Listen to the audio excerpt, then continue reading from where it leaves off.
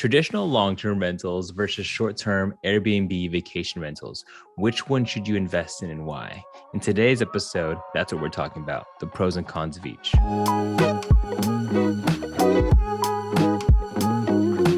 Hey guys, welcome to the Cash Flow Happy Hour podcast. My name is Josh Baldovino and I am your host. And today we are breaking down whether you should invest in a long-term or short-term rentals. Both Vinci and I each have separate long-term and short-term rentals. And we're going to compare the two, figure out what asset class we like to invest in, how the returns differ. Real quick, just some background on Vinci.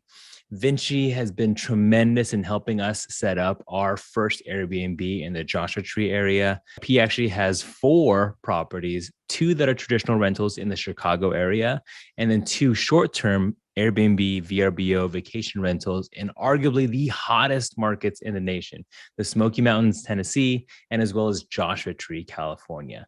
And so we're comparing both your traditional and your short-term in this one. Hey, but real quick, before we jump into the show, whether you're watching this on YouTube or on podcast, thank you so much. Ask you to do me a favor. If you find any value in this, can you please hit the like button? And if you want more episodes like this, don't forget to subscribe, add this to your library, and share this with a friend that you would think would find this valuable. Now, on to our show with Vinci. So Vinci, thank you so much for coming on to our Zoom call here and the show. And can you tell everyone a little bit more about yourself? Yeah, absolutely. First off, my name is Vinci Sevilla. I've been in real estate investing, started in 2015. I kind of want to go way back. First of all, I was born in the PI, Philippines, but I grew up out here in SoCal. I owe a lot, again, of who I am, to my origins and upbringing. My family and I, we came out here when I was quite young, and being immigrants in the US, my family had to hustle. All right. So for the majority of my life, my family and I lived in a very poor and low socioeconomic class and neighborhood. I'm talking about packing 6 people in a 1-bedroom apartment, and you've got liquor stores and bail bond shops on every block. But I talk about that because no matter what our environment was like, though, my parents try to keep us on the straight and narrow. And so, we had a little apartment and we didn't have AC. My parents would take my siblings and I over to the library. It had my name on it. It was shiny, and I got to use that to check in and check out books. But that was kind of the start of it, because I fell in love with reading. Yeah. And learning. And I thank God that I took to reading a lot, because that's honestly how I began to learn all this stuff in real estate, personal finance, and all this good stuff. So moral of the lesson is air conditioning is important. And the reason why I say all this, again, it's important because I got my work ethic from my parents. Yeah. I got my grit and toughness, right, from living in that area. I learned the value of hard work. And what I want the audience here to take from all this is that no matter where you were born, what color skin you have, your upbringing, your inadequacies, that you see in yourself, the roadblocks that you need to overcome, you've got a choice. And the choice you make is all that matters. Yeah. Because that choice can forever change your life. Yeah. So you grew up, born in the Philippines, not the best financial education as a kid, right? And when did this idea of, one, that you can actually buy a house, right, if your parents did live in an apartment, how did that click? And what was that first home purchase for you? Yeah. So This was post-college when I first bought my property. This is back in 2015. I was 23 years old. All right. I actually stumbled upon real estate investing. I had really no intention of being a real estate investor. All I knew was basic math, right? I was moving to a new job and relocating. Again, I didn't know anything about real estate. And so knowing basic math, I knew that if I live in a house Mm-hmm. and I rented out the rooms, that would help pay for my mortgage, Mm-hmm. right? We have this little, popular terminology today, right, called house hacking, right? But before, I didn't know what that was, right? In 2015, I didn't know anything about bigger pockets, house hacking, like what is that? All I knew was that if I live in a property, lived in one bedroom and rented out the others, they could help pay for my rent. And so that's essentially what I did. I think house hacking is a powerful strategy, especially for new and young investors Mm-hmm. getting into the space. But anyway, I can talk about that more later on like my page. I plan to like provide more information about like house hacking and what I did. Good. So yeah. But yeah, did I answer your question? So I don't you know if I house did. hacked the first one. Yeah, What year was that again? this is 2015. Okay, so 2015, you got a house hack, and then you rented that out to your friends, right? Or to To students? college students, To college students. actually. And so Yeah. you Go already ahead. finished your undergrad, and Yep. you weren't married. Were you married yet already?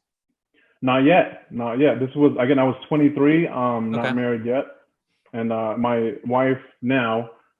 She was my girlfriend at that time. Okay. And then, so 2015, you bought your house hack. You realized, and how did you feel? Like, how did you figure out that, hey, I could buy a house, I could live in it, and then rent it to college students and subsidize either your rent payment or completely wipe Yeah. out your mortgage? Like, how did that click? Did someone tell you? No. No one really told me about that. I mean, I you know I started working as soon as I graduated college at 21, right? At this is 2013. Um, and then during those 2 years between 2013 and 2015, when I bought my first property, Yeah. I really just was working day in day out on my W-2, right? And then I think what really opened my eyes was reading Rich Dad Poor Dad. And I know for a lot of Okay. investors, that kind of like what got them into that mindset. And I feel like more so than this is not just a real estate book, it's a mindset book, right? Because Robert Kiyosaki, the author of Rich Dad Poor Dad, really opened my eyes to the difference between an asset and a liability, right? A lot of people think that homes are liabilities.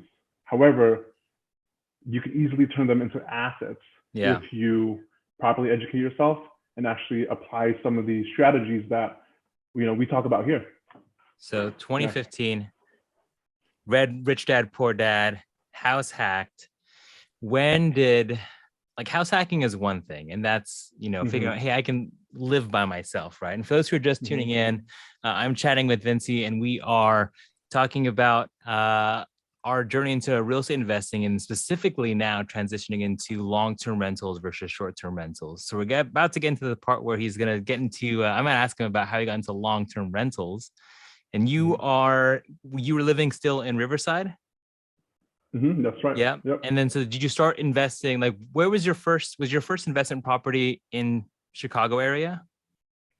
Yeah. So my next, so I got that house hack in 2015. Okay. And then in 2017 was when I found out about Bigger Pockets. And I began just diving into the world of real estate investing. Gotcha. But during that time, again, house hacking, again, I think it's an amazing, powerful strategy for those just who want to start out. I learned during that 2-year period, I learned how to, be a landlord. I learned how to fix up a lot of the different things around the home. I learned how to do bookkeeping, do my taxes, and all the tax advantages of owning real estate as well. Connecting with other people, who during that time who were also in real estate investing. And so when I found out about Bigger Pockets 2017, I was excited. Man, I was jumping for joy because this was something that has been kind of accumulating in the back of my head. Again, Rich Dad Poor Dad was the start of that mindset. So learning about like the FIRE community, financial independence, financial freedom, it kickstarted something in me.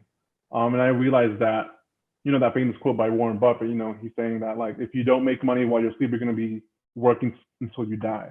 Yeah. Right. So I don't want to do that. And again, I brought up like my origins, born in the Philippines, coming out here, trying to figure out the world with my family. I knew that money could be utilized as a tool in Yep. order to help our families and help get where we need to be, and give us the option to work. Because your W-2, my W-2, man, like they can replace us in a snap, right? And we realized that, we don't want to have that type of power over us. So that's when you said, okay, I got to get into rental properties. Exactly. And that's when I said, I got to get into rental properties, and decided to, go ahead. I was gonna say, so why Chicago though? Like that's like you went Riverside to Chicago. Like, how did that connection happen? Honestly, Bigger Pockets has amazing resources and tools out there. I began connecting with people who were investing out of state. Okay. I looked at multiple markets at that time, and there's that rule, that 1% or 2% rule, right? And so let me pause you there. For those who don't know, the 1% rule is you just divide your purchase price by how much rent you're going to get. So say, for example, the house is $100,000. Ideally, you want the rent to be at least $1,000 ish. It's very different now, and also depending on your market and taxes and other things like that. But that's a 10-second test that you can do. Okay, so 1% rule, Chicago. Keep going. 1% rule Chicago, and I found properties out there that were closer to 1%, 1.5%, even 2%. Wow. So let me do a quick breakdown of my first long-term rental. Again, I networked and found properties out there and found the people out there all through networking online, finding people who are already doing that in Chicago area. And a lot of people say, why Chicago? I did visit Chicago like the year prior for a work-related thing, and man, I fell in love with it. Like I love that city. I went out there a second time, and I love the area. I love the architecture. I love, like, there's a lot of tech companies out there. Again, Chicago is like the third biggest city in the nation. So they have huge headquarters over there for tech companies as well, and it's an amazing city overall. There's also cons to it, right? Yeah. So they have like ridiculous property taxes. Okay. Like it Texas, is murder. Yeah, and it is also murder capital of the nation. So that's also significant. Also significant. So looking for properties out there, it was very block by block. You got to be very careful about that, and you got to make sure that the people you utilize out there, your team, your core four, right? David Green, hint right there. Building your boots on the ground is important. So this first house then, Chicago, really good numbers. You've connecting with investors in real estate or on Bigger Pockets. You've now decided, okay, hey, I like Chicago. What'd you buy it for? What'd you rent for? How much rehab did it need? Yeah, so I pulled up some numbers here because I don't remember everything. So let me just move it to the side. And so while Vinci pulls that up, your current portfolio, right, is you have 2 long-term rentals in Chicago, and then you have 2 short-term rentals, one in Joshua Tree and one in the Smokies. So this was so fun because I feel like Joshua Tree and the Smokies are the hottest short-term rentals, but long-term rentals is like, people buy short-term rentals to get more long-term rentals. So it's an interesting dynamic here. And I'm so happy that we can talk about this today. So, okay, numbers. Absolutely. No, yeah. Okay. So numbers, my first out-of-state long-term rental in Chicago proper. Bought it for $100,000. It was a 3-bed, 1-bath. It was somewhat turnkey. We just needed to do some cosmetic stuff. Which was around $500 to be honest, just paint some stuff and a few other things. That's like extra closing fees, man. Right. So $100,000 in. Rental income was $1,300. So that's like a 1.3% 1.3% rule. And then our PITI and the total expenses on this was $800 or is $800. This includes PITI, total expenses, capex, reserves. So $1,300 minus $800. Cash flow per month is $500. Okay. So hold on, let's pause there for a second. I got a question on Instagram, and for those on Instagram, if you want to join us in on Zoom and you want to pop ahead into the video eventually on the Q&A at the end, the link's in the bio. But how many times did you go to Chicago before you bought this $100,000 house? Let's see here. Actually, I've been out there once before I bought the property. So and did the second time I was out there was after I closed. Did you go out there to walk the property before you bought it, or did you buy it? No, I bought it sight unseen. Okay. Yeah. But honestly, you know, so a lot of people, especially I had some family and friends who were like, Chicago, are you crazy? You know, why are you buying a property out of state? Yeah. That's so scary. There's that fear mongering, right? Like behind those statements. Yeah. And the one thing that I believe that helps overcome that is, again, technology. And I want to talk about that too when we talk about short-term rentals. Okay. But technology helps bridge that gap, right? Because people say, hey, I can't see my property. If I don't see it, if I can't touch the brick walls and stuff, then I'm not going to buy it. But you know what? I've walked that property so many times virtually with my agent, with my inspector, with so many different vendors and people and contractors that I use.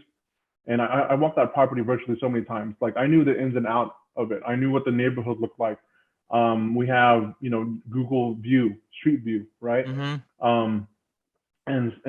you can FaceTime with somebody out there live, and actually walk the property. And so I was able to do that way before I even actually physically visited it. Okay. No, I mean, I completely agree with you. For me, we invest in Columbus, Ohio, and technology has been like, we can walk so many more properties just because there's no travel time for us as an out-of-state investor, right? Working with an agent, boots on the ground, whoever it is, they can send you a video, they can walk with you. You can essentially walk as many properties as you want and review the videos post. Like you can have 5 people at 5 different properties at the same time. So I'm glad that you said that, because it is possible. And for me, I don't know about you, I know nothing about construction. So even if I went to a property, like I wouldn't know really what needs to get done.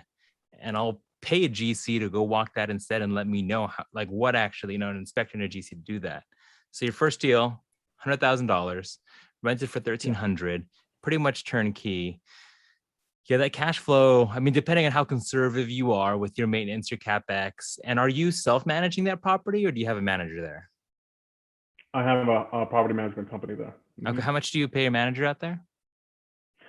Oh man, I think it was about let's see here, $100. Okay. I think it was like $80 or $90 to 80 to $100. Okay, so I mean, that's like 7%, 8% of rent or something like that, maybe a little bit ish. How much time do you spend now on that property? A week, a month, if you just had to ballpark? Pretty much nothing. I get a statement every month, right? My property management sends it over to me and shows me like, what they're sending me over and any expenses, if any, right? That the property incurs for that month. And that's about it. Completely passive and hands off after that point. So you've had this since 2017.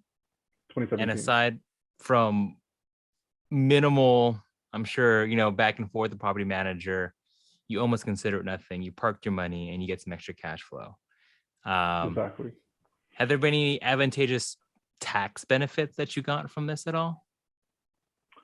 Yeah, there's my CPA would better answer this for me, but at that point, and that's also an important thing about real estate investing. I realized that before I was doing my taxes for a couple of years, even when I was half hacking here, doing taxes with just one property, easy, right? And your W-2. But with something like this out of state, I brought in someone who was well versed in real estate taxes and investing, and so I trusted them to be the subject matter expert for me and figure out how to save taxes for me. And And so there's a lot of different strategies you can do on it. I think there's a book out there. I think I have them both actually and read them both. I forget the name of it, but it's something, the tax strategy savvy. This one, there it is. Yep, by Amanda Hahn. Yeah, that's she's my CPA. Instagram. Oh, she's your CPA. Yeah. I think actually told me this before. She's my CPA.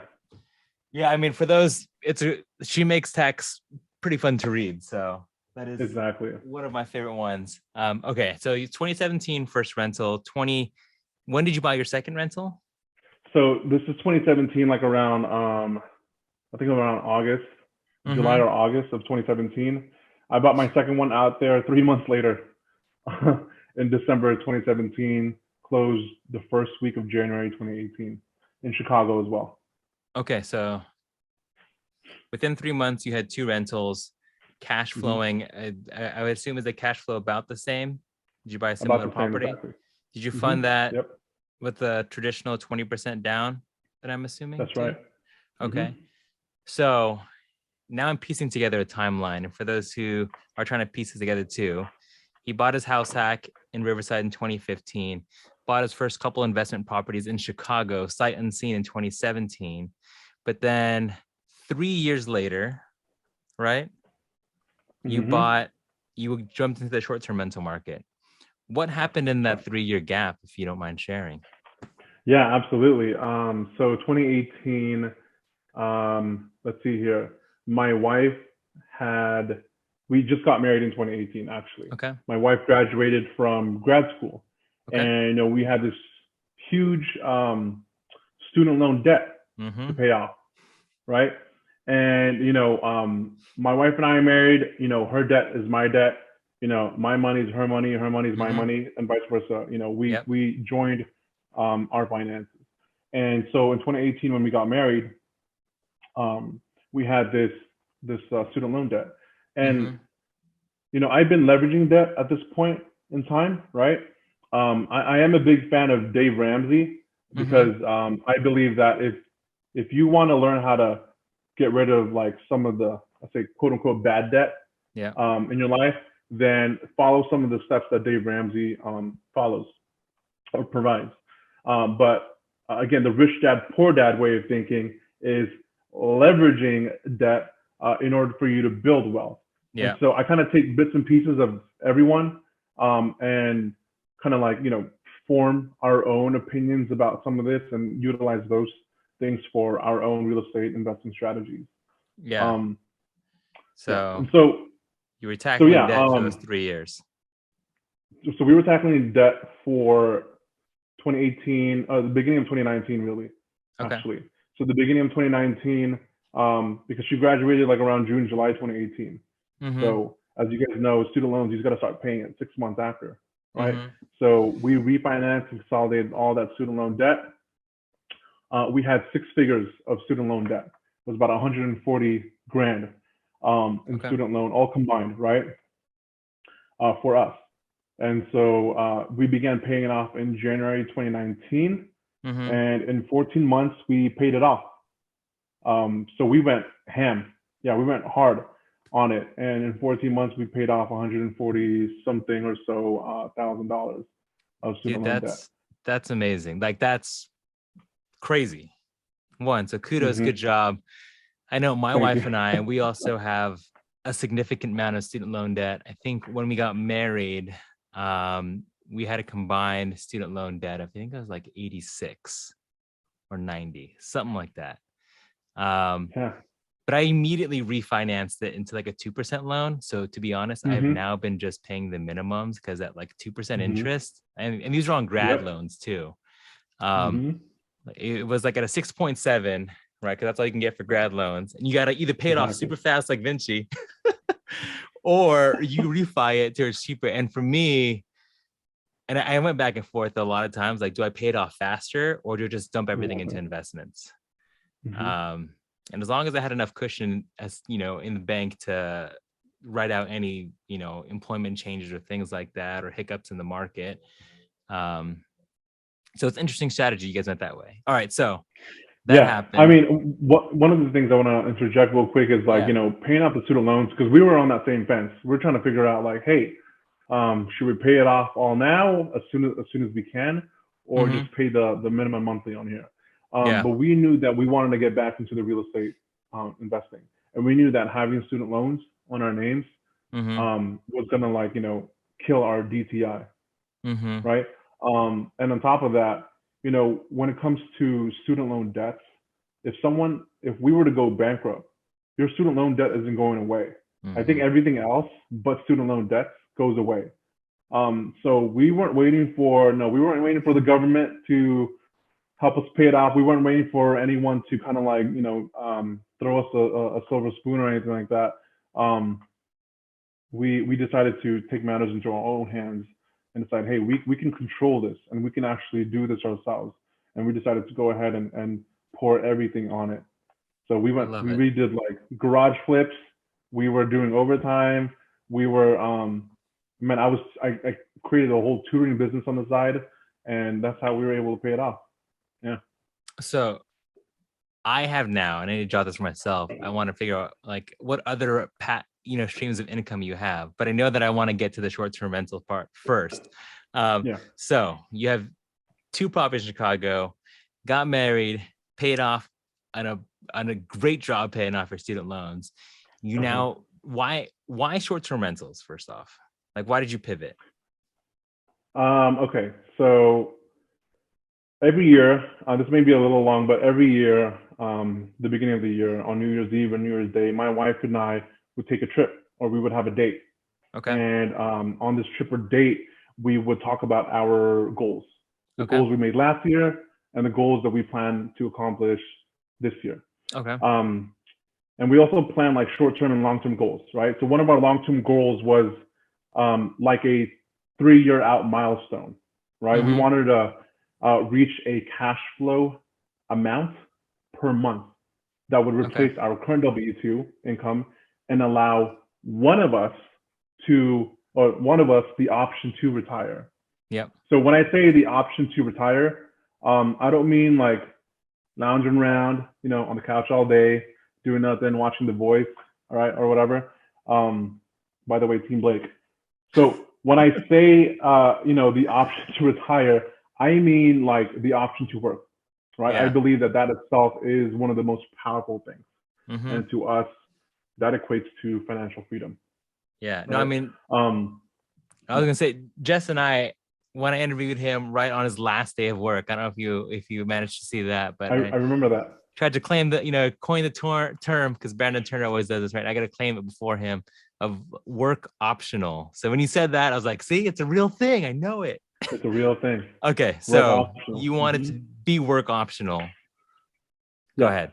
So we wanted to be work optional. And so we looked at our current long-term portfolio, right? We have our house hack. We have our 2 long-term rentals in Chicago.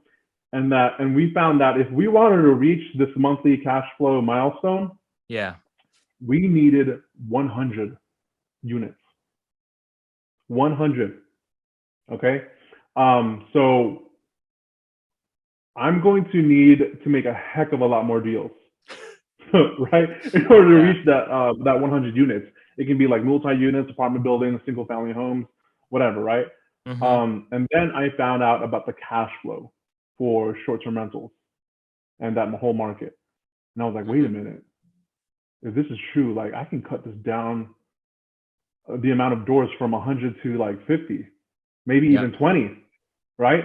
And so fast forward to 2021, we began looking for, our short-term rentals in 2 popular markets.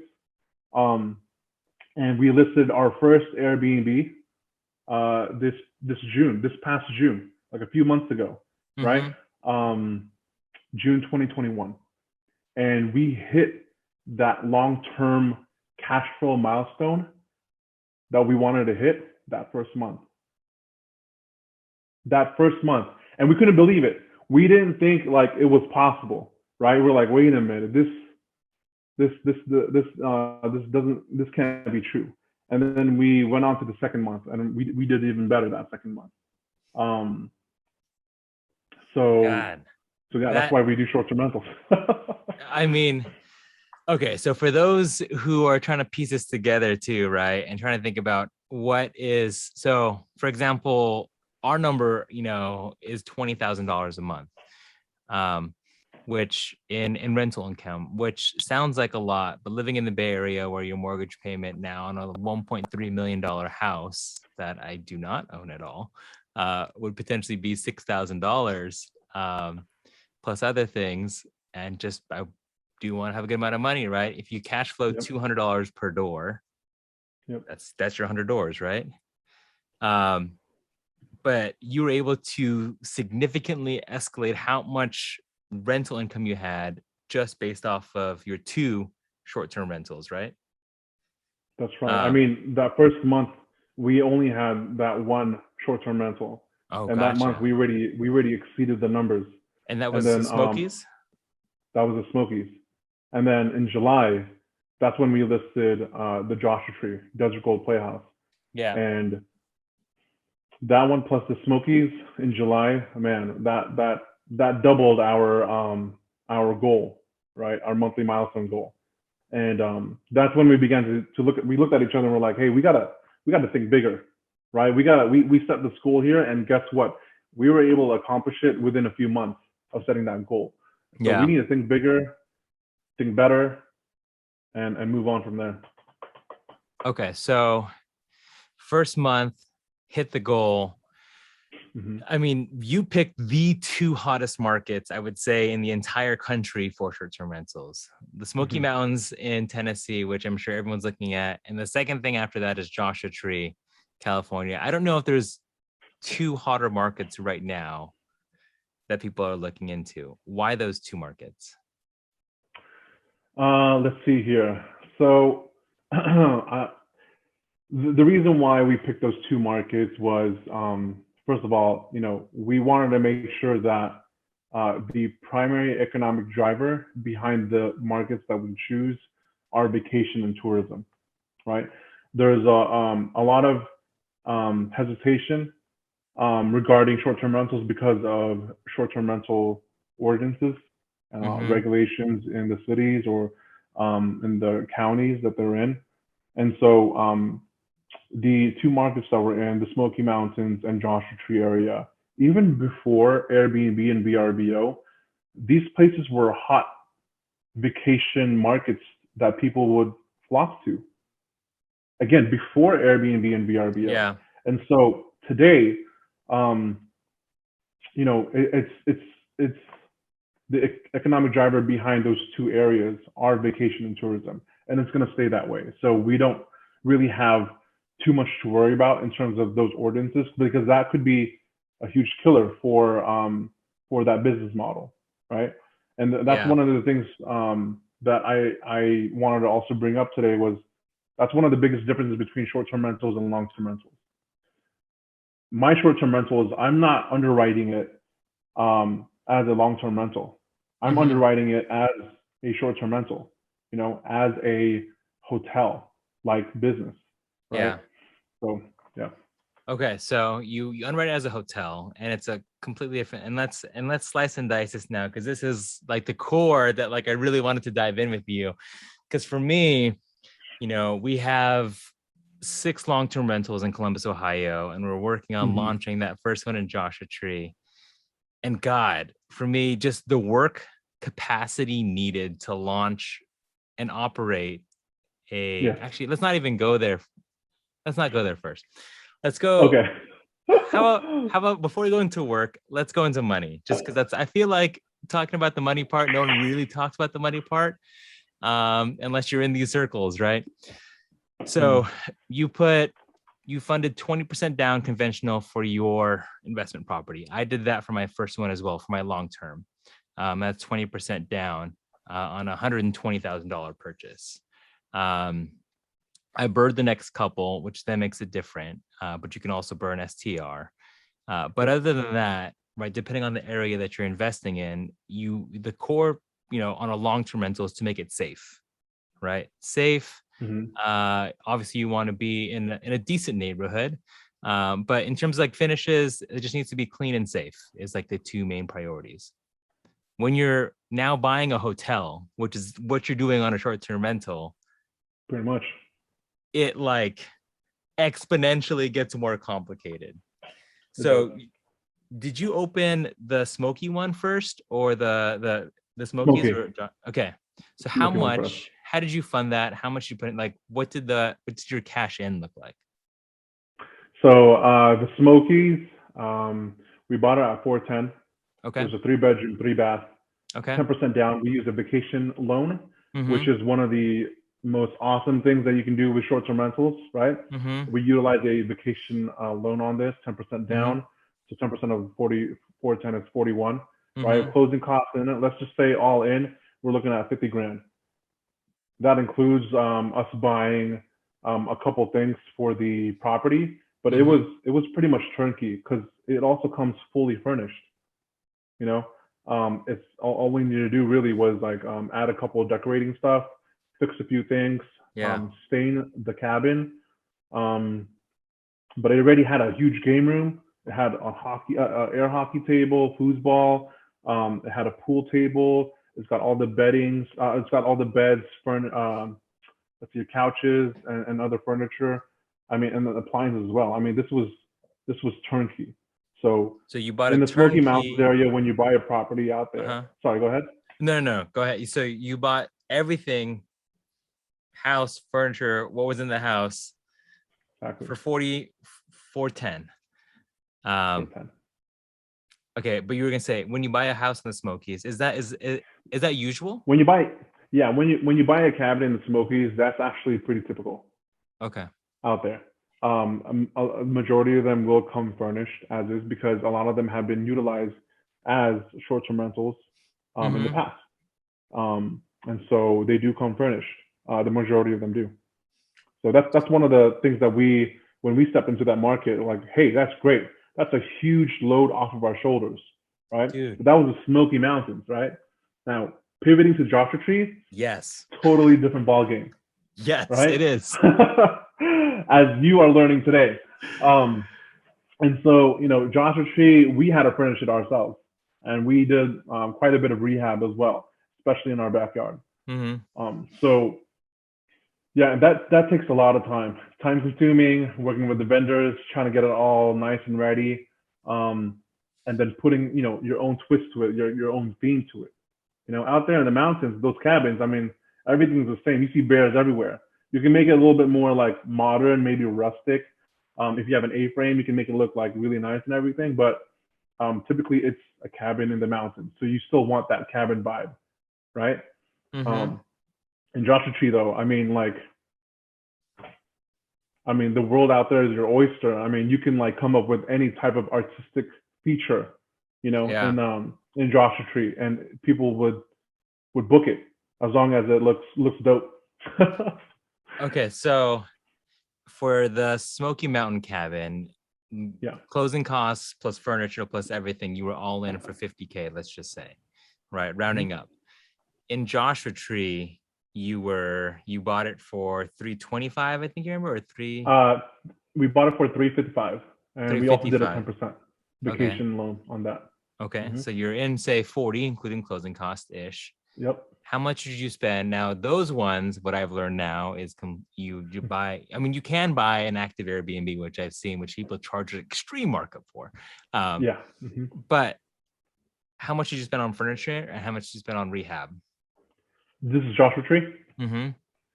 Okay, so Joshua Tree is a 3-bedroom, 2-bath. Again, we completely furnished it ourselves. We put up artistic murals there as well. We hired local Joshua Tree artists. We hired an amazing designer as well. And who you guys are actually using now. Shout out to Sadie. And I recommend her to everyone.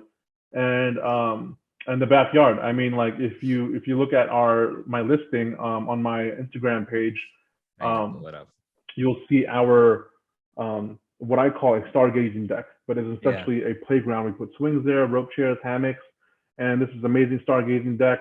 We put a mural there as well. We got bean bags in there, and we threw up a telescope as well, so you can go stargazing. And all in, I think that was around 50 grand. to get it all set up and ready. Yeah. Wait, 50 grand for furnishing and rehab. Furnishing and rehab and putting up a whole new fence and a lot of other things. 40 for purchase, 50 for rehab plus furnishings. You're all in for 90-ish. Almost double of what the Smokies are. Almost double. Now what do you gross on the Smokies versus Joshua Tree? Oh, we're getting good in these numbers here. All right. So the Smokies, let's see here. It's very seasonal, right? These two markets, I would say, the Smokies is less volatile when it comes to the seasons, but it is peak season in the Smokies during the summer. Okay. And during the summer in Joshua Tree, it's the other way around. It's the off season because it's so damn hot. In Joshua Tree, June, July, August are going to be your slow months. However, my August and September in Joshua Tree did better than the Smokies. And so that was quite surprising. But I mean, like, Joshua Tree is getting more and more popular, and it's getting cooler out there. So now we're hitting October. October numbers are just amazing. So what Joshua Tree for October is probably going to be our best month. What do you estimate, including seasonality? What do you estimate to gross on both, though? So let's see here. I'm going to have to look at my numbers here, but a quick overview. Just those two properties from the start of June/July and 6 months till the end of this year, December, taking in consideration all the bookings that we already had and future bookings that we will have, looking at that gross revenue, we already hit six figures within 6 months. For both of them, though? For both of them total. So is the revenue for each of them like pretty equal, though, then, would you say? Ish? I would say Smokies is a little higher, but again, that's because we had June and July for the Smokies, which is the peak season, right? October through May is the peak season for Joshua Tree. So I'm really curious to see how this is going to go. But again, just the fact that we hit, I think we're projected, I think, to hit 120,000 in 6 months. Okay. And we just began short-term rentals like 3 months ago. So, gotcha. Yeah. I mean, so taking a step back, right? Yeah. I think it's interesting, and I'm curious to see. And I know there's a couple comments or a couple questions here on Instagram. If you have anything on Zoom too, drop it in the chat. I want to know what you guys think. First deal, long-term rental, $100,000 purchase. Let's just say $25,000 in after closing costs to then cash flow. To be honest, I don't know what the property is, but you cash flow at least $500 a month, right? 100% passive. But now you have these two other options that could gross. I mean, the net is different, right? I feel like most people, rule of thumb, they take off 50 to 60% off the top. I'm not, depending on obviously, what it is. You put in the Smokies, you put in 50 to then gross, I'd say almost $100,000, it seems like. And then you put in 90 to Joshua Tree to almost potentially gross another $100,000. Which one is worth it for you? In the comments, I want to see it. Would you still go long-term just because you know that short-term is still more work and we haven't touched that part yet? We had a couple questions about the vacation home loan, the 10% down. So what is, real quick, Vinci, what's the second home loan? Second home loan is also known as the vacation home loan, allows you to put 10% down of a purchase price of that property, and that's it. I mean, you get favorable terms. You can still get a 30-year mortgage. Typically, when you buy an investment property, typically the bank or lender would want at least 20% down. So the opportunity to buy a property at 10% down means that you keep more cash to yourself, and allows you to leverage that home loan and cash flow pretty nicely. Because I feel that short-term rentals, I mean, I know we haven't really touched upon it, but short-term rentals make at least 1.5 to 3 times and more than long-term rentals per month. Okay. Yeah. So before we get into the work part, because I like, as I'm beginning, right, to build out our short-term rental, God, there's a lot more work. But before I dive into that, a couple more questions about the loans that we had. There's one here from Instagram. So with 10% down, you're subject to stay in the property for 14 days.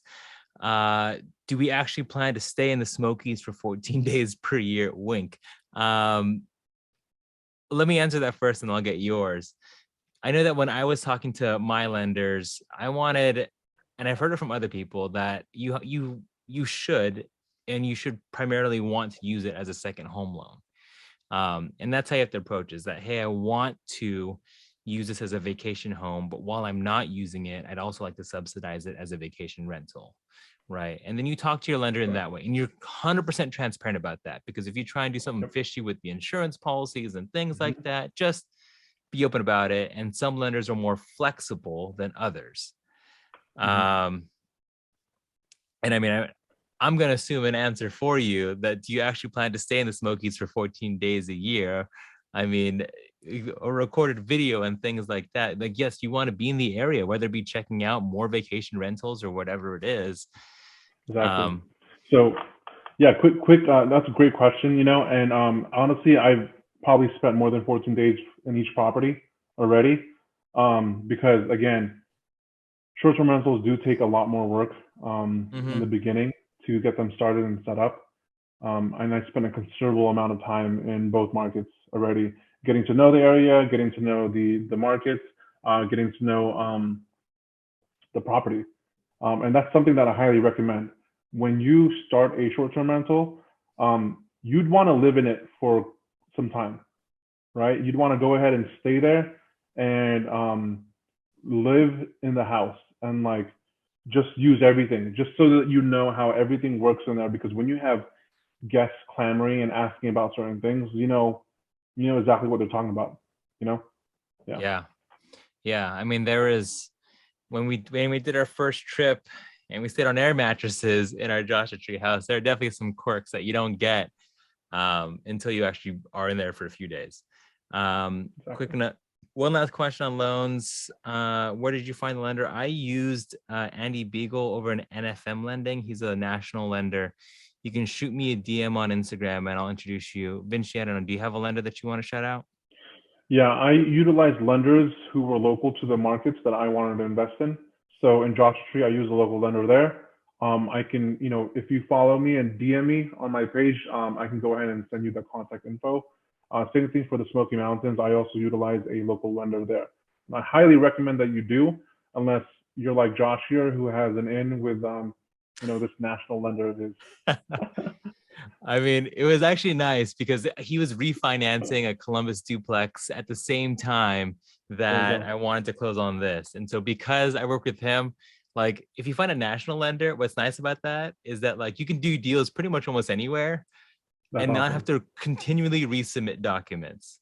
Total first world problems, I guess. But God, that's what I hate the most. Last question before we go into workload.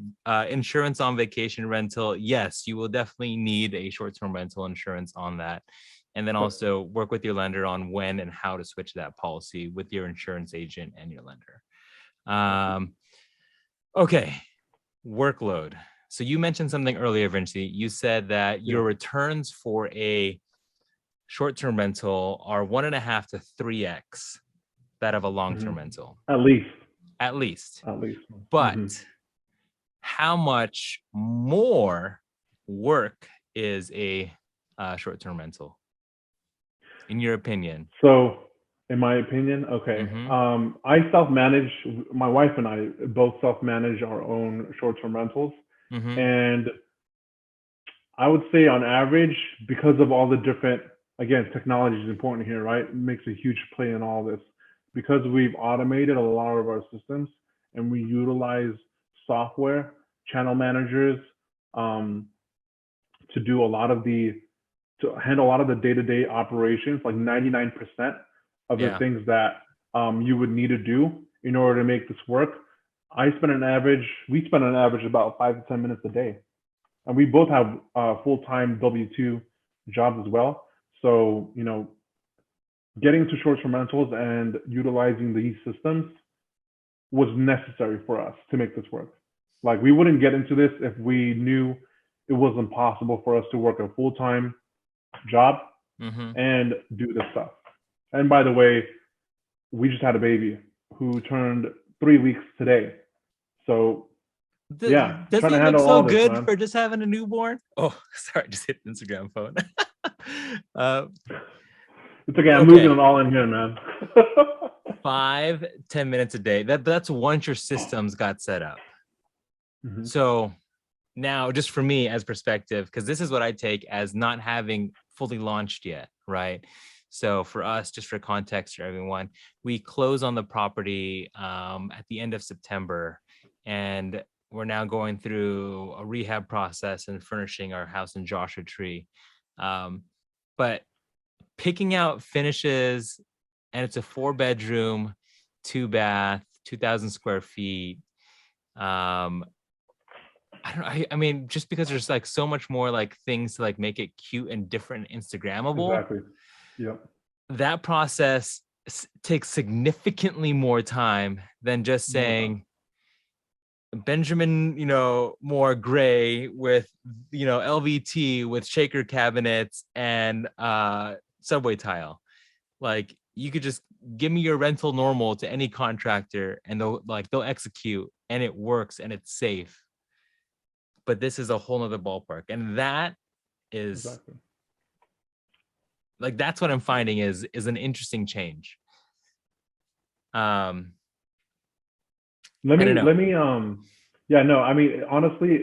like I said, getting your short-term rental up and running, it's going to take time, right? Especially if you're doing it yourself, if you plan to manage it yourself. Now, hiring a property management company to manage your short-term rental, it is possible, right? But Patricia and I, my wife and I, we want to keep and make the most returns of the money that we put in. And again, it takes us, because of all the automation, the tools and systems that we place, and continuously improving our listing. Yeah. We spend on average 5 to 10 minutes a day on this. So it's definitely doable. Okay. Now, Josh, go ahead. No, go ahead. No, please tell me. No, I listed I have a list here of like long-term rental pros and cons and short-term rental pros and cons, and I can just like fire them off if you want to. But I feel like these are probably, to us, the biggest things between, long-term versus short-term for us. Do it. What is it? Okay, long-term pros, right? First of all, we talked about this earlier, steady income potential. Yep. Right? Your monthly rent, first day of every month can be a huge peace of mind, right? You also have less turnover because you have longer leases, less paperwork, less cleaning, less hassle, less communication. Regardless if you use a PM or manage it yourself, you typically have less interaction with your tenant in a long-term rental than a short-term, right? Long-term rental pros, again, you don't need to furnish it. Typically, tenants do that. Utilities typically paid by the tenant, and no reviews necessary. Right? That's probably a big one right there for long-term rental pros. Okay. Yep. Now, long-term rental cons. The biggest con for us, and the only one that really matters, is lower cash flow. Typically monthly rent for, again, long-term rental is significantly lower. We think, 2 to 3 times at least lower, right, than a short-term rental. And then another big thing with long-term rental cons is eviction. Yeah. Whereas in a short-term rental, we don't really have that because they stay for less than 30 days. So those were the long-term pros and cons. So short-term rental pros and cons. Short-term rental pros, higher cash flow. Cha-ching. We can leverage the vacation home loan and put that 10% down. Owners can enjoy their property. Can do that with a long-term rental typically, right? Your property is typically clean and maintained. And this is the fun part here for us, is the whole creation and designing a space for traveling guests from like all over the nation, all over the world, right? So to me, this hospitality side of real estate investing speaks to my personality, and it's Yeah. right down my alley as well. Um, and then the last pro is no long-term lease, so no evictions. Short-term rental cons, high turnover, right? Mhm. Short-term guests, wear and tear. You're going to get a lot more guests, a lot more damage, people coming in and out. You are under the mercy of reviews, right? Bad reviews leads to less bookings. And you pay for utilities, cable, internet, and all that jazz. And then it requires definitely a little bit more time management than long-term rentals. But again, this can be offset by proper automation tools, systems, channel manager, dynamic pricing tools, and so on. Yeah. No, I mean, that's that list. Vinci, text me that list. I'll make some kind of infographic. And obviously I'll make sure that you're the author, but then I'll post it tomorrow or something. That way you guys can get a breakdown of that list, because I mean, that list, I haven't actually seen the actuals of a short-term rental yet, but I can definitely see, those things playing out. If you guys have any other questions on Instagram or Facebook, we have a few more now that we're going deep, man, and I like it. But I know that you have a newborn, so I don't want to take you up too much more from your day. Appreciate it. Okay, so when we had a pre-call, we talked about something of who should not do a short-term rental. And so now that you are on both sides of the fence, who do you think a short-term rental is not for? Okay, so this might be like an unpopular, opinion, right? But I do believe anyone can do short-term rentals, but it may not be your cup of tea. I've seen some owners who got burnt out, right, from doing this Airbnb short-term rental business. Mainly, they get really overwhelmed by the constant guest interaction and managing it. Some underestimate like the time necessary to kickstart a short-term rental, okay, and get it listed. And then they just don't have the time or patience to get through this. You take an investor who's been investing in long-term rentals and are used to like the set it and forget it, like while working their day job, let's say, right? And then suddenly they pivot to short-term rentals. Huge difference. So again, however, I believe that technology can bridge that barrier. There are tools and systems out there that can literally automate 99% of this business in short-term rentals. For sure. Again, I self-manage. My wife and I both self-manage our two Airbnb properties, and we've implemented these automation systems to a point where the operations are honestly running by itself. Yeah, I mean, I would say, thinking about, who is it not for? Yeah. I spent 6 years as an academic advisor, either at the University of Hawaii or at some private institutions. And before that, I also worked at Old Navy in high school. And I say that because I'm already anticipating a level of customer service that is never that fun. And you're going to have, I'm sure, I haven't had them yet, but I'm sure that you've had them, of just like, you have to put on your customer service voice, and you have to deal with the stupid questions over and over and over and over again. And if like you absolutely hate that, I would say either find a partner who doesn't mind it, or then you maybe just pay for a manager to handle that for you. But I mean, I think there are workarounds around it, but like that is one significant part of the business that impacts reviews, like you said, that is, aside from, I mean, the solution is paying for it or someone to handle it, but it's going to be there. And that's a huge difference of the long-term versus short-term. I mean, there's also ways to, get some of that guest communication out of your hands. Something that we're actually also looking into, which is utilizing and hiring our own virtual assistant who could do this guest interaction for us. Right now, this is something that we can still handle and do, right? Okay. But more and more, as our 3-week-old is, looking up at me with those big eyes and like, and her little hands, and we're just like, hey, I want to spend as much time as I can with her, and with my family, with my wife. And so looking into virtual assistants, maybe even I know some people who utilize co-hosting, where Mm-hmm. you bring in someone who, let's say, doesn't have a property or isn't a host, but wants to get in the game and wants to learn how the short-term rental business works. A lot of people, quite a number of people have actually reached out to us offering to co-host. And we are considering it. So I think we'll see how that goes. But that's something that some of you who are, busy with your day-to-day stuff and don't want to do this kind of thing can offset that by these very creative methods. I love it. I love it. So I don't want to take you away from your wife and your newborn for like, I got like No, 8 minutes you're on a good. You're timer. good. Okay, good. Patricia, don't kill me, Okay.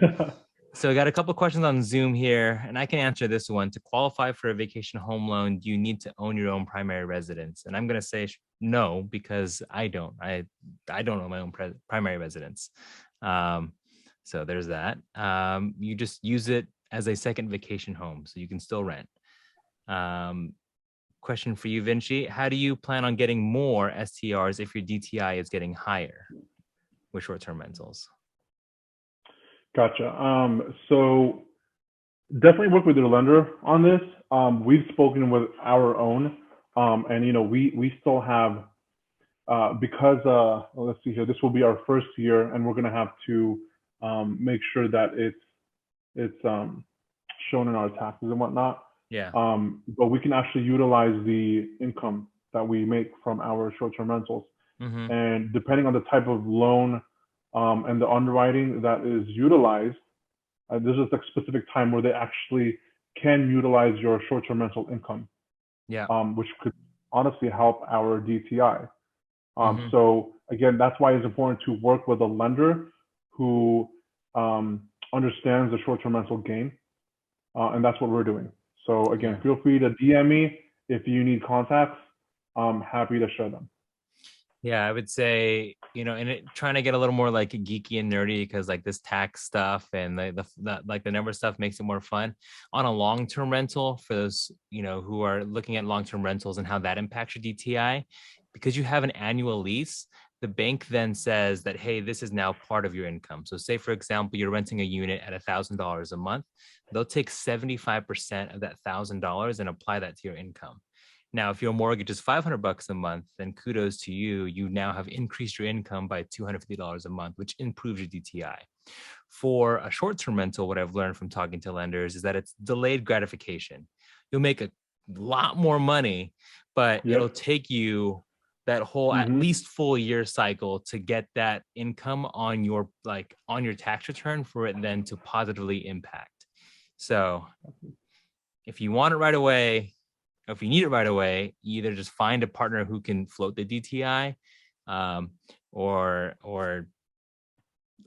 find a way to make more money or lower your hard money lender or go all cash. But that's a quick breakdown. Okay, let's see here. What else do we got here? Okay, so I do want to go into, if anyone has any suggestions for like a lightning round, everyone calls it a lightning round, but I don't want to like do a lightning round, but I want to try and do some quick questions to get to know him a little bit more, to get to know Vinci a little bit more. And so I'm open to name suggestions, but first one is, I guess because I work in wine, what is your drink of choice? It could be an adult or even non-alcohol. All right, so I'm currently drinking something called the San Pellegrino. It's from Trader Joe's. It's a sparkling blood orange flavored beverage. Yeah. Right here.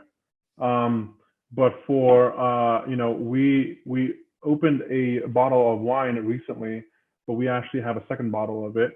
And no, Josh isn't paying me for doing this, but check this out. This is Hilltop J. Lore, a Cabernet.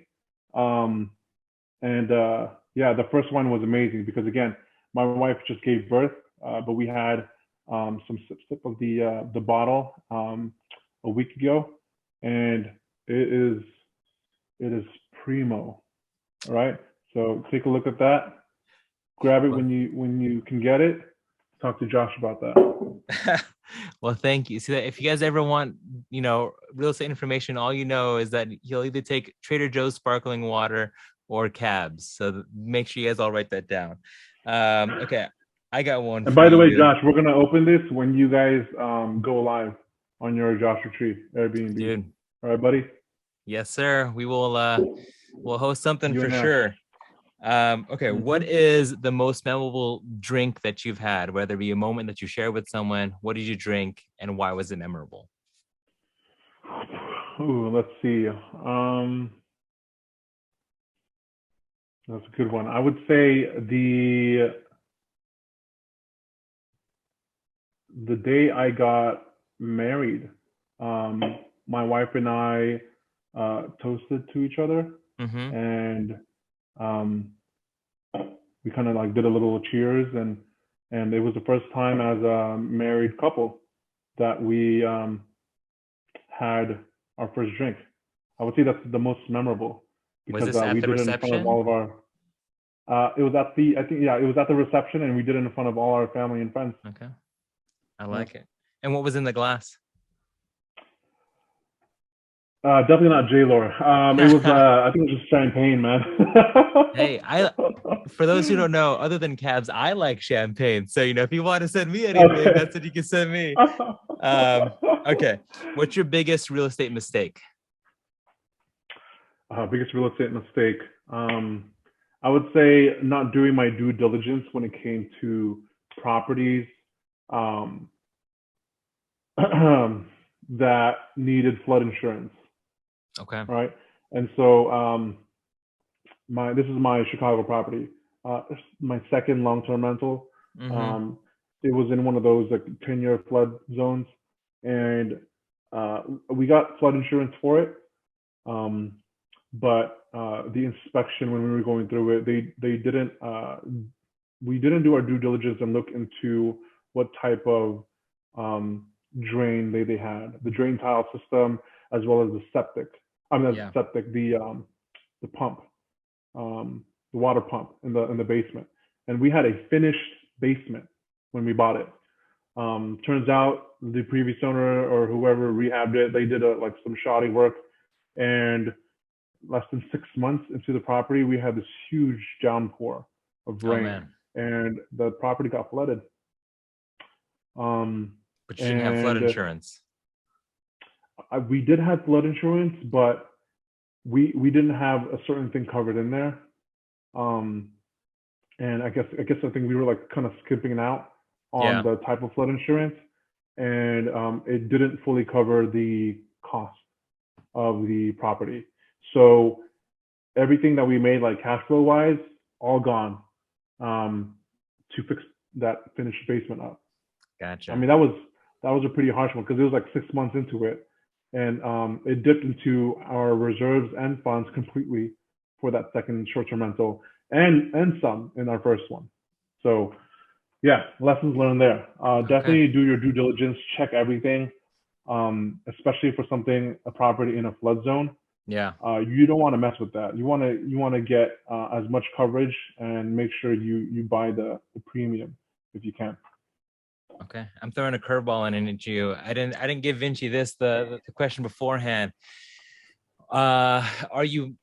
If I said, are you buying more long-term rentals, you would say? I would say not right now. Okay. Not right now. Why? Because I just turned 30. Right. My wife and I are both 30 years old. I just turned 30 a month and a half ago, and right now we are in the wealth accumulation phase of our lives. Right. So this means that we want to buy more properties and more cash producing assets. Yeah. But I think short-term rentals for us is the way to go. There's more cash flow. We get properties that can still provide great equity. And again, vacation and tourism in the markets that we're looking at are just booming, and we don't see any slowdown in the next 10 years. Yeah. Love it. Okay. And how can people find you, Vinci? You can find me on my page on Instagram is the best way to reach me. You can find us at Invincible underscore investments on Instagram. So feel free to DM me on there and follow along on our journey. I just started that page, and I'm going to be looking to add more content, do my own series of videos like this, interview Josh here about his own short-term rental and the real estate journey. So yeah, I want to be open and honest about our numbers and what we're doing and learning, because this is something that we truly wish we could help, and hope to be able to help other people get into this as well. Get into financial freedom, financial independence through real estate investing and other ventures. Yeah, no, for sure. And for those who are watching that on post play, I'm linking all of his new Instagram account down below. Help blow that up. I mean, and yeah, this documentation journey for myself, I think, and I give my buddy Travis that I met in Hawaii shout outs all the time, every single time I do one of these episodes, because him documenting and blogging about his experience about buying units from Hawaii in Tennessee is what inspired me to get going, and know that, and that people that we know are in our social circle, who aren't these, millionaires already investing is possible. So that's why I do it. And I'm so happy that Vinci, that you were able to share your story with us. Thank you everyone who tuned in live, who asked some questions. I really appreciate that. Sorry I didn't get to all of them, but I'm sure this won't be the last one with Vinci. But for those who are on Instagram, I will catch you guys on the next one. But Vinci, thank you so much, man. Let's get it, man. Happy and honored to be a part of this conversation, Josh. I love it. Well, I'll end this stream. Bye, guys. Have a good night. Those on Zoom, I will give you guys any last questions on Zoom. This is like a bonus content now. Any last questions for Vinci? Hey guys, I hope you enjoyed that episode. We went deep, as you can tell. Definitely went a little bit over time, but I'm really happy that I was able to get those insights from Vinci, and I hope that you found value from it. If you did find value from it, please subscribe, share it with someone else, and I hope that it helps you in your decision-making process as you think about what investment platform is best for your next move. Well, thank you so much. Again, if you want to follow and learn more about what we do on a day-to-day basis, you can follow us on Instagram, on TikTok, on all that good stuff down below. If you would like to be a guest or know someone who might be a good fit, please let me know. Drop them in the comments, DM me on social media. I'm always looking to connect with more investors and just be able to tell their stories. Well, guys, thanks so much for listening, watching.